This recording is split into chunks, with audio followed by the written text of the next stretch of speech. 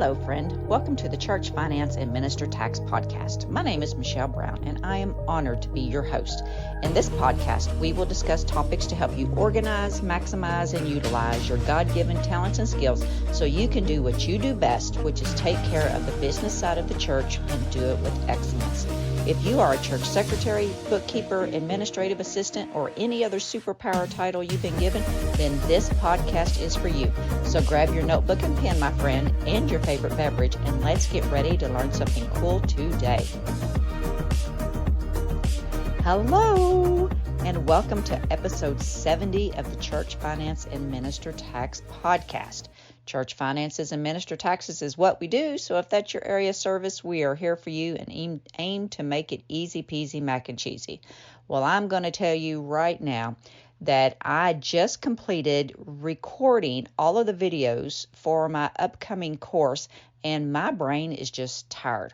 So instead of having to give you something in-depth to think about, me something in-depth to think about, I thought we would do something fun today. And what we are going to do is we are going to learn some of the strangest taxes in history, okay? Throughout history, taxes have been a fundamental aspect of, governors and government, and it just is the way it is. While many taxes are straightforward, they're aimed at income taxes, property taxes, or sales taxes, some taxes in history have been absolutely bonkers. So we're going to go over a few of these just to have some fun today, okay? It's summer vacation. Let's have a good time and not have to think too hard. So number one, believe it or not, in ancient Rome during the first century, there was a tax on the purchase of urine. Seriously, human urine was a valuable commodity in ancient Rome because they used it in tanning and laundering due to its ammonia content. So the tax generated such significant revenue that it led to the famous saying, pecunia non olet, which means money doesn't stink. Can you believe that? Okay. All right. Another crazy tax. In England in 1696, they created a property tax based on the number of windows in a house. So the wealthier a family was, the more windows they were presumed to have.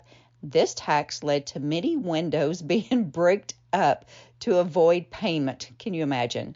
It was intended as a progressive tax, but it had health consequences due to reduced ventilation and light, eventually leading to its repeal in 1851. That's hilarious. I can't even imagine taxing the number of windows, okay? Here's another one from Russia in 1705, okay? Russian Emperor Peter the Great imposed a tax on beards, yes, beards, facial hair, to modernize the appearance of Russian society to match Western Europe. So men who wanted to keep their beards had to pay the tax and carry a token as proof of payment. All right, and Henry VIII of England had a similar tax. Okay, and lots of these are England. This is crazy. Okay, so England in 1784 had a hat tax. Again, based on the assumption that wealthier people owned more and had more expensive hats. So individuals had to take out a license to sell hats to qualify as legitimate hat sellers.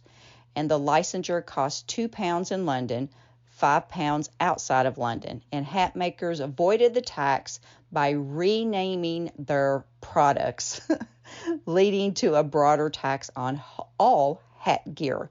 Needless to say, this one was also short-lived and repealed in 1811. These are crazy.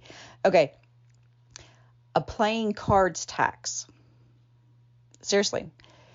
Okay, so initially a stamp duty on playing cards was introduced in the 16th century, but the tax was dramatically increased in 1710, leading to widespread forgeries. The English tax wasn't removed until 1960. Did you hear this? 1960. And the playing card tax has existed in the United States as well. Alabama's playing card stamp was not repealed until 2015, just 9 years ago. That is crazy. This one I think is interesting. In medieval England, there was a thing where knights could opt out of military service by paying a tax known as a scutage, taken from the Latin scutum or shield. This cowardice tax allowed knights to avoid fighting by paying money instead, evolving into a general tax on knights' estates by the 13th century. So you literally could pay your way out of having to go to battle. Okay, all right, this one is pitiful. In Canada, in 1885, they imposed a tax on Chinese immigrants to deter immigration, which later evolved into an outright ban with some exceptions. This tax was discrimination, absolutely, but it was a discriminatory measure reflecting the anti-Chinese sentiment of the time, which is 1885, and it was repealed in 1923. Over the 38 years that the tax existed, the Canadian government amassed approximately $23 million. That is crazy, and that is sad. All right, let's go to a bribe tax. So until the late 1990s, Germany allowed businesses to deduct bribes paid to foreign officials as legitimate business expenses. Is that not insane? All right. This bribe tax practice officially ended in 1999 when Germany adopted the OECD Anti-Bribery Convention. I can't imagine. That definitely would not work with the U.S. tax code. All right. And then the last one that I'll share is another Canadian one. In the year 2000, so in this century, Canada implemented a tax on toys included in cereal boxes. The rationale was to prevent cereal companies from marketing unhealthy food to children through the lure of toys. This tax was part of a broader effort to address childhood obesity. And this tax still exists today, and cereal companies can be granted tax-exempt status for compliance. So I just thought those were interesting. You got everything from tax on urine, which is totally gross, to taxing the number of windows you have in your house, to your beer, to hats, to paying to get out of the military, and then ending with a tax on cereal toys. And that was part of the biggest fun being a child, is getting the toy out of the cereal box. So anyways, I know that this had absolutely no church finance office value, but sometimes we just need to take a break and give our brains a break and still enjoy some tax news. Taxes can be fun. They're not all serious and to be dreaded all the time, though these were funny. So anyways, regardless, thank you so much for sharing of your time with me today.